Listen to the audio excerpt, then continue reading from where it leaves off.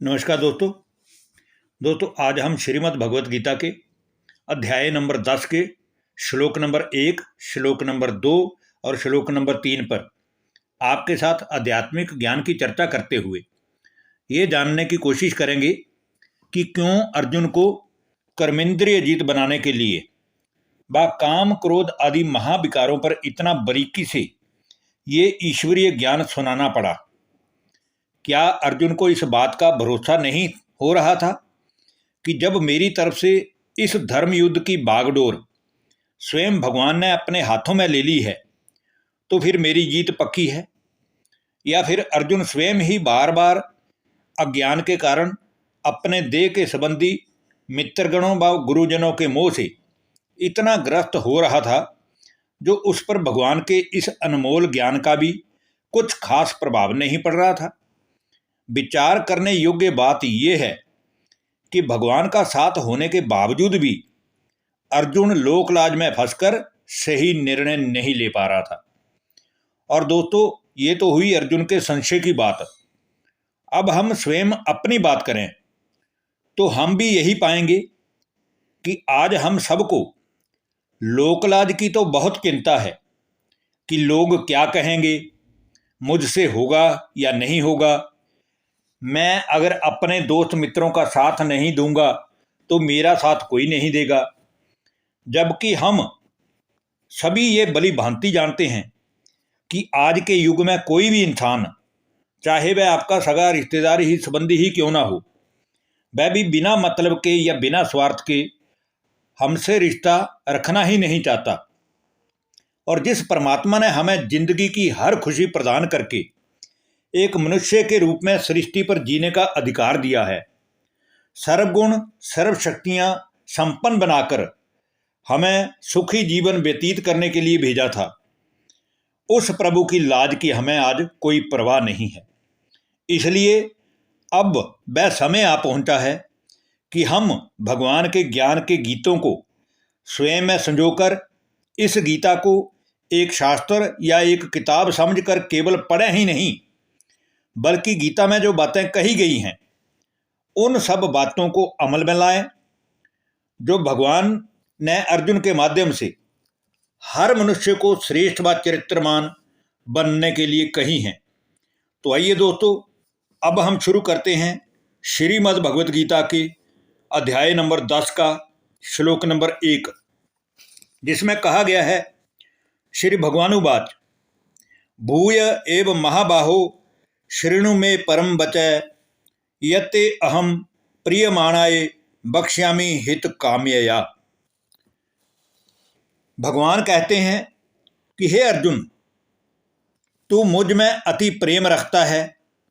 और उस प्रेम के कारण ही मेरी हर श्रीमत को मानता भी है। तब ही हे महाबाहु, फिर भी मैं तुझे तेरे कल्याण के लिए इस परम रहस्यमय ज्ञान को व उस रहस्यमय ज्ञान से उत्पन्न प्रभाव को फिर से कहूँगा, जिसे जानकर तू स्वयं अनुभव से कहेगा कि सच में ही सारे संसार के आदि मध्य अंत का ज्ञाता या सर्वदेवों का देव केवल एक परमात्मा ही है। अब हम दोस्तों बात करते हैं श्रीमद् भगवत गीता के अध्याय नंबर 10 के